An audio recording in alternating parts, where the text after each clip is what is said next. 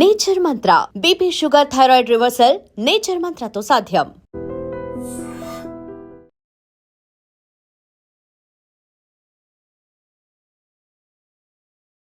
నమస్తే, welcome to I dream talking point with Kavitha. Telugu రాష్ట్రాల్లో bus ప్రమాదాలు కలవరపెడుతున్నాయి, భయపెడుతున్నాయి.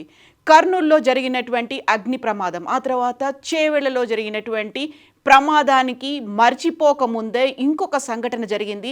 అది కూడా ప్రైవేట్ ట్రావెల్స్ బస్.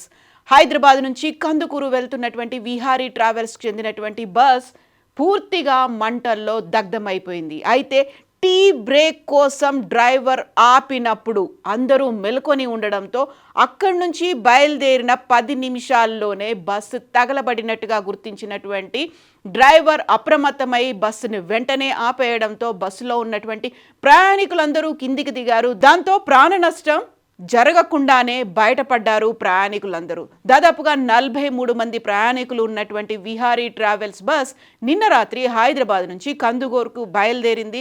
ఈ నేపథ్యంలోనే స్లీపర్ బస్సుగా దీన్ని మార్చారు. ఇంతకుముందు మనం మాట్లాడుకున్నాము కర్నూలుకి సంబంధించినటువంటి బస్, అది నాగాలాండ్లో రిజిస్టర్ అయినటువంటి బస్ ఇల్లీగల్గా సిట్టింగ్ క్లాస్ని కాస్త సీటర్ బస్సుని కాస్త స్లీపర్ బస్సుగా మార్చినటువంటి ఉదంతాన్ని మనం చూసాము. కర్నూలు ఇన్సిడెంట్ జరిగిన తర్వాత ఇలాంటి దుర్ఘటనలు మళ్ళీ జరగకుండా ఉండడానికి ఆర్టీతో పాటుగా అక్కడ ఉన్నటువంటి చెక్ పోస్టులు, సంబంధిత అధికారులు అందరూ మేము తనిఖీలు చేస్తున్నామని చెప్పినప్పటికీ కూడా ఈ బస్ విహారీ ట్రావెల్స్కి చెందినటువంటి బస్ పూర్తిగా దగ్ధమైపోయింది. ఇందులో కూడా నిబంధనలకు విరుద్ధంగా నాగాలాండ్లో రిజిస్టర్ చేశారు. హైదరాబాద్, కర్ణాటక, తమిళనాడులో ఈ బస్సుని తిప్పుతున్నారు.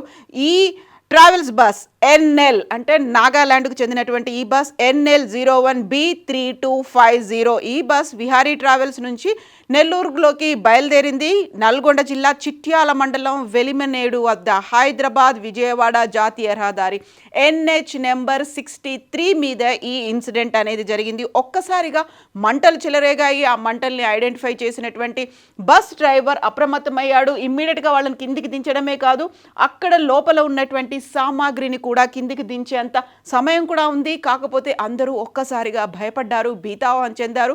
అరుపులు, కేకలతో ఒక్కసారిగా అర్ధరాత్రి మళ్ళీ నేషనల్ హైవే మీద ఏం జరిగిందో అర్థం కాకుండా చుట్టూ వెళ్తున్నటువంటి బస్సులు కావచ్చు, ప్రయాణికులు కావచ్చు, భయపడ్డటువంటి గందరగోళానికి గురైనటువంటి సందర్భం అనేది కనిపించింది. అందరూ డ్రైవర్తో సహా క్లీనర్ అందరూ ప్రాణాలతో బయటపడ్డప్పటికీ అక్కడికి 2 ఫైర్ ఇంజన్లు చేరుకున్నాయి. ఆ ప్రమాద సమయంలో ఉన్నటువంటి ప్రయాణికులు వాళ్ళ సామాన్లు బయటికి తీసుకొచ్చిన తర్వాత బస్సునైతే ఫైర్ ఇంజన్లు చేరుకున్నాయి. ఆ మంటల్ని చల్లార్పే ప్రయత్నం చేశాయి.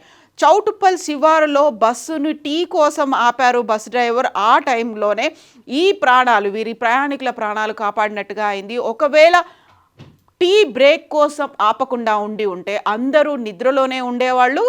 ఆ టైంలో జరగనని మరో ఘోరం జరిగిపోయేది. యాక్చువల్గా ఇది ఏసీ కూడా కాకపోవడంతో బస్ విండోస్ని ఓపెన్ చేసి ఉంచడం, ఆ తర్వాత ఎమర్జెన్సీ డోర్ ఓపెన్ అవ్వడం, ఇమ్మీడియట్గా అప్రమత్తం అవ్వడం, అందరూ మేల్కొని ఉండడం, ఇన్ని రకాల కారణాలు ప్రమాదం జరగకుండా అయితే ఆపాయి. నిద్రలోకి జారుకోకుండా ప్రయాణికులు ఉండడం వల్ల ఇలాంటి ప్రమాదం అయితే జరగలేదు. వెనక డోరు కూడా ఓపెన్ అయింది. అందరూ ఇమ్మీడియట్గా అలర్ట్ అవ్వడంతో బయటకు వచ్చారు. అయితే మళ్ళీ నిబంధనలకు విరుద్ధంగా మనం చెప్పుకున్నట్టుగా కేవలం స్లీపర్ క్లాస్గా మార్చడం మాత్రమే కాదు, ఎలాంటి ఫైర్ సేఫ్టీ పరికరాలు కూడా ఇందులో లేవు. ఫిట్నెస్ లేని వాహనాలను కూడా నడపడం వల్లే ఇలాంటి చర్యలు అవుతున్నాయి, ఇలాంటి బస్సు ప్రమాదాలు జరుగుతున్నాయి అనేది ప్రయాణికులు మళ్ళోసారి చెప్తున్నారు. పదే ఇలాంటి ప్రమాదాలు జరుగుతున్నప్పటికీ, నిబంధనలకు విరుద్ధంగా ట్రావెల్స్ యాజమాన్యాలు తిప్పుతున్నప్పటికీ తీసుకోవాల్సినటువంటి చర్యల్ని ఎందుకు తీసుకోవట్లేదు అనేది ఇప్పుడు $1 మిలియన్ క్వశ్చన్గా మారిపోయింది. యాక్చువల్గా ఇలాంటి ఇన్సిడెంట్స్ జరుగుతున్నాయని తెలిసినప్పుడు తీసుకోవాల్సినటువంటి జాగ్రత్తలు కావచ్చు, తనిఖీలు కావచ్చు, చర్యలు కూడా తీసుకోవాలి. యాక్చువల్గా ఈ బస్సుకి సంబంధించి వైలేషన్స్ అనేవి ఉన్నాయి. అట్ ద సేమ్ టైం ఈశాన్య రాష్ట్రం నాగాలాండ్లో రిజిస్టర్ అయినటువంటి ఈ బస్ తెలంగాణ కేంద్రంగా ఆంధ్రప్రదేశ్, తమిళనాడులోకి నిబంధనలకు విరుద్ధంగా తిప్పుతోంది. At the same time bus మీద 5 చలాన్లు కూడా ఉన్నాయి. ఆ చలాన్లని వసూలు చేయలేదు. ఒకవేళ వయలేషన్స్ అని ఉన్నాయి అనుకుంటే దాన్ని ఎందుకు ఐడెంటిఫై చేయలేదు అనేది ఇప్పుడు $1 మిలియన్ క్వశ్చన్స్. నిద్రమత్తు ప్రయాణికులు వదిలారు టీ తాగి బయలుదేరినప్పటికీ అధికారులు ఇంకా ఎందుకు నిద్రమత్తు ఉంది అనేది. సకాలంలో సిబ్బంది డ్రైవర్ స్పందించకపోయి ఉంటే మరో బస్సు దుర్ఘటన జరిగి ఉండేది. విహారీ యాజమాన్యంకి సంబంధించి ఇప్పటికైతే అఫీషియల్గా ఎలాంటి స్టేట్మెంట్ రాలేదు, బట్ స్పందించలేదు. ఇలాంటి దుర్ఘటనలు పదే పదే జరుగుతున్నాయి. మనం చేవెళ్ల దుర్ఘటన చూసాము, అది కూడా ఎదురుగా వస్తున్నటువంటి నిర్లక్ష్యం అనేది కనిపించింది. రోడ్డు ప్రాపర్గా లేదు కాబట్టి ఓవర్లోడ్ ఓవర్ స్పీడ్తో వచ్చినటువంటి వెహికల్తో ఇన్సిడెంట్ జరిగింది అనుకుంటే, కర్నూలుకి సంబంధించి కూడా చూస్తే అక్కడ నిద్రమత్తు అనేది కనిపిస్తుంది, ఓవర్ స్పీడ్ అనేది కనిపిస్తుంది. బట్ ఇక్కడ అలర్ట్గా ఉన్నారు.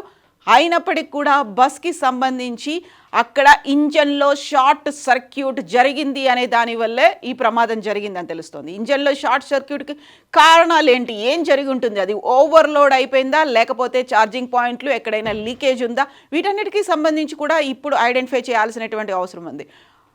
అయితే 43 మంది ప్రాణాలతో బయటపడ్డారు. అమ్మయ్య అనుకునే లోపే ఇలాంటి ఇంకొక సంఘటన జరగకుండా ఉండాలి అంటే ఏం చేయాలి? ఎందుకని ఇంకా నిద్రమత్తుంది? ఎందుకని ఇంకా నిర్లక్ష్యం అలక్ష్యం అనేది కనిపిస్తోంది?